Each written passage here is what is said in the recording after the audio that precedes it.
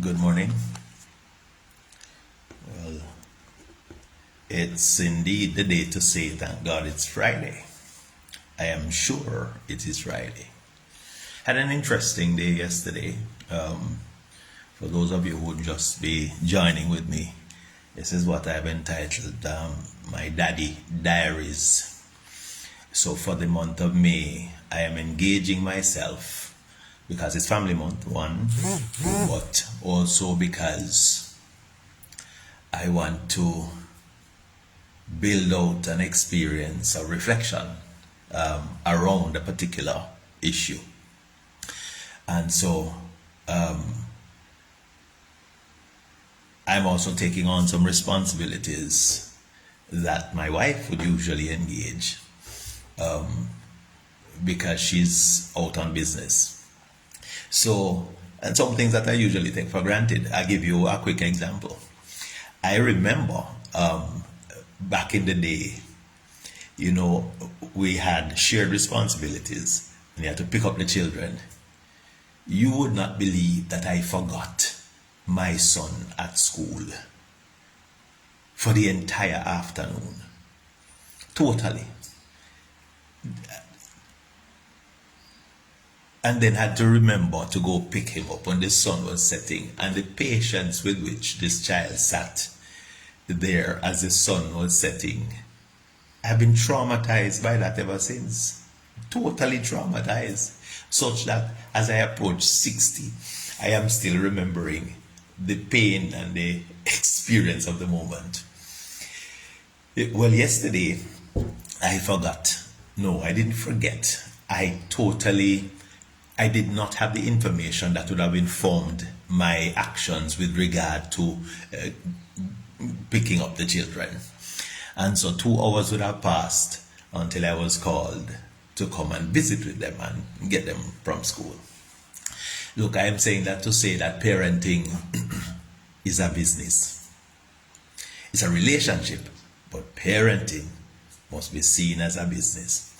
The easiest reference I want to make to that, is that when Jesus was brought to Jerusalem in his early days and he got lost in the crowd. No. His parents got lost and didn't know where he was. Let's make sure of that, because sometimes as parents, we get lost. But the parents got lost and could not find Yeshua.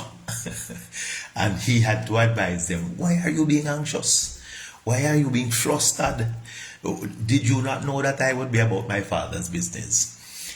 Our children don't get lost if we build in them the mental fortitude of being able to discern their environment and be appropriate, deliberate, intentional in their actions to preserve themselves. Our children will not get lost if we prepare them to have the mental fortitude to be able to discern the times and understand what is the space that they are a part of and be able to act and respond appropriately.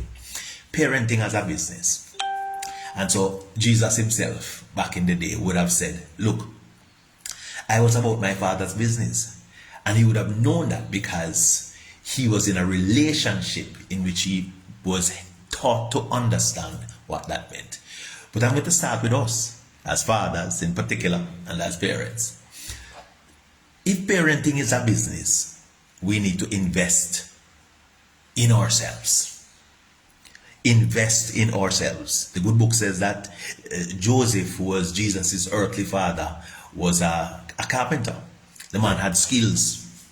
He took the time to either learn from his father or from the space around him so that he developed a skill. He had skills. Invest in yourself. Invest in yourself in simple ways. It don't mean that you have to have millions of dollars. Unfortunately, many of us have developed or have been taught, socialized to believe that an investment in the self must mean significant amounts of money. Read. As parents, we need to read, not scroll, not scan, read. Take the time to read. Read as much as you can. Read the newspaper. We scroll a lot. We don't even know what the Gleaner says anymore.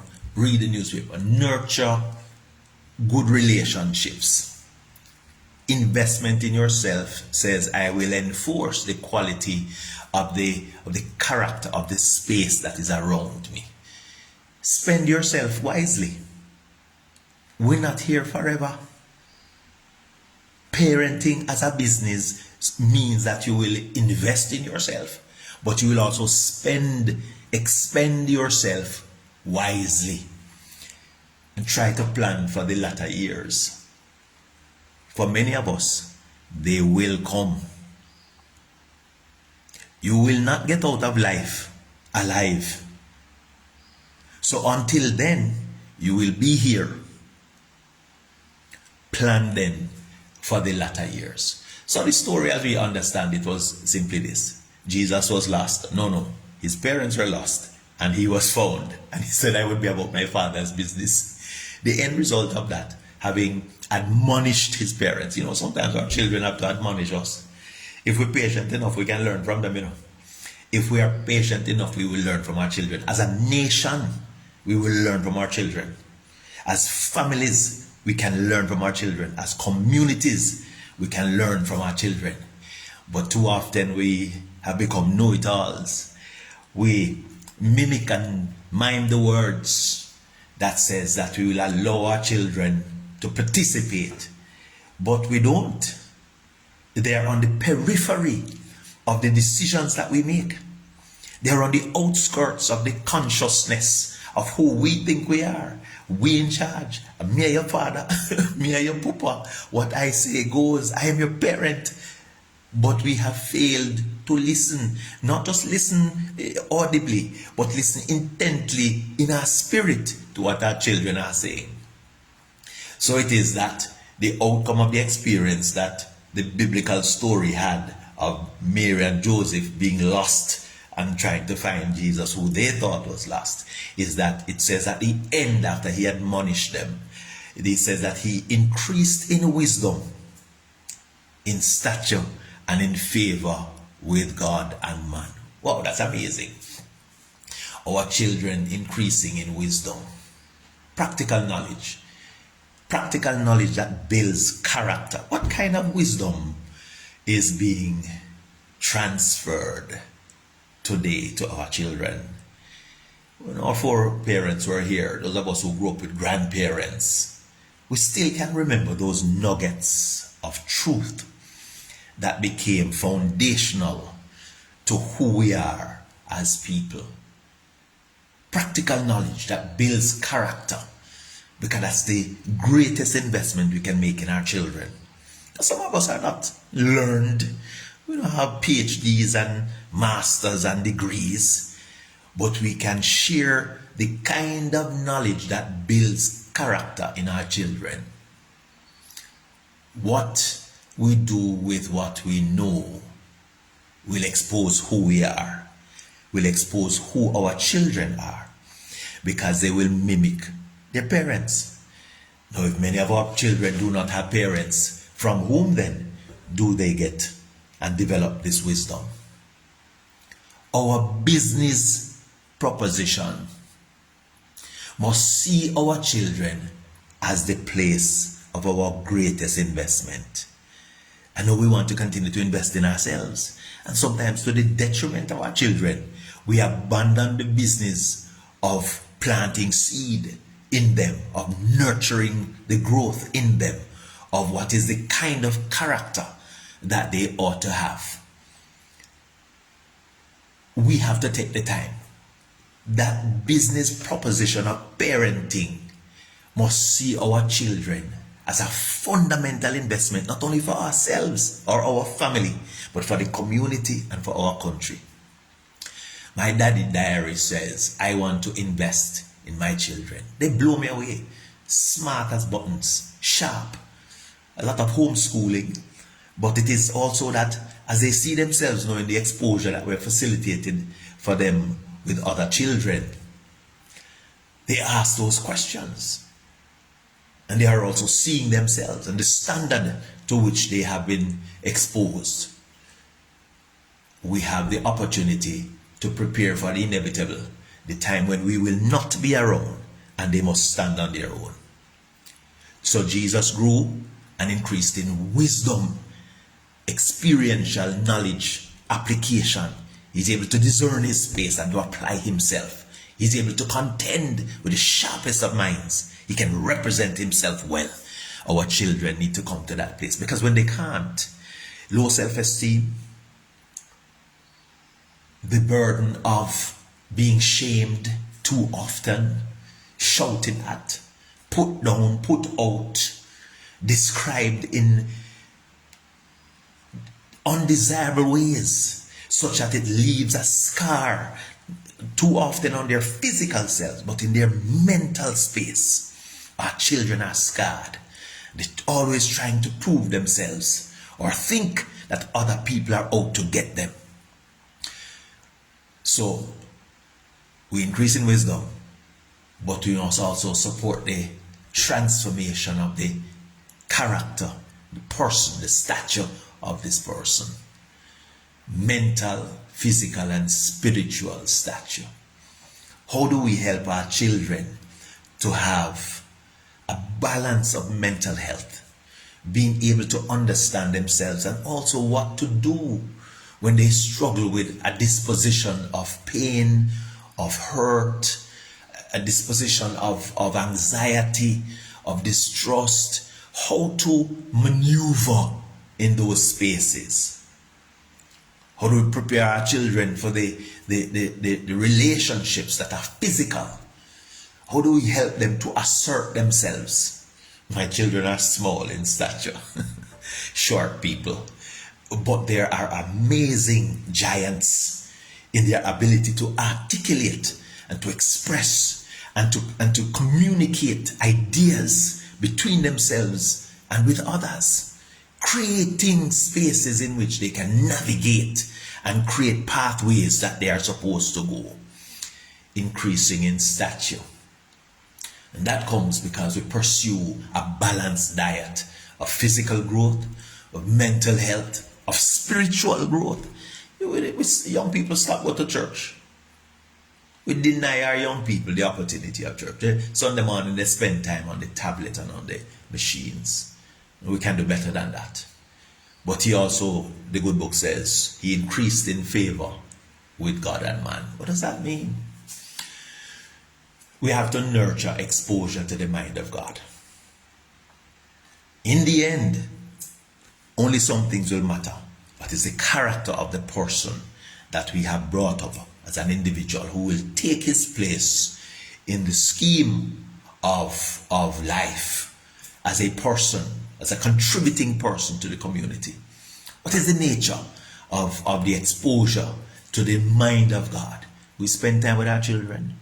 We talk to them about who God is, how God is. Some of us as parents bitter, we transfer this bitterness towards God to our children. Some of us as parents are indifferent towards things that are spiritual because we're formulated in our mind and a kind of discernment of what we think is reality, and we transfer to our children our own inadequacies, our own feelings of guilt and shame and insufficiency. In the same way we transfer confidence and hope, in the same way we transfer a sense of who we are and how we are to our children. Well, the good book says, train up a child the way he or she should go, so that in the latter years they will not depart from that path. And the training takes time. It requires intentional, discreet attention to that business. Many of us today would say, boy, said it too late, My youth done past the time that I can't bring him back. No, sir. But no, it is never too late. As long as there is the connection of conversation or the opportunity of relationship, try it. I know that for some of us, even with our own parents, it's not easy. And there are many things that create barriers, that create gaps, that determine the quality of the experience. But Jesus grew and increased in favor with God as a priority and with man. Sow those seeds that will become the virtue of integrity. Plant those seeds. In other words, teach principles. We not teach principle, we want to teach practice, and so we whip and we scold, we challenge, we try to force into a position how our children should become. But teach principles, and they live what they learn. They will look at us, how we live. We aren't always the best examples. That is why it takes a village to raise a child. We have to say, look, Master John, have you seen that CEO over there? Can you see that head of that corporation? Look at how he practices his liberty or her space. Teach principles. What is honest? What is fair? What is decent? And so this morning I want to encourage you. Parenting is a business. And sometimes the investment does not necessarily bring immediate returns. That's not your business. Still take your responsibility as a business. Be intentional about it. Try. Be deliberate about it. Work at it. Be consistent with it. All when you're tired. And some of us are tired. But keep the faith. So, as I would say to you this morning, keep the faith. Stay focused. Parenting is a business. And we have to stay at it. Because there are profits to be had. And when it is realized in the lives of our children. And so I want to encourage you to stay the course. Keep focus. Thank God it's Friday. I know some of us are already planning for the weekend. And some of us dread the weekend. But I am praying with you and for you. And I know you are with me and for me. And if it's not a prayer of goodwill, may you get your just rewards. But today, look out for your neighbor, no? Look out for your neighbor and spread good cheer and encourage somebody on the journey as we go. And see you again. We'll talk tomorrow morning.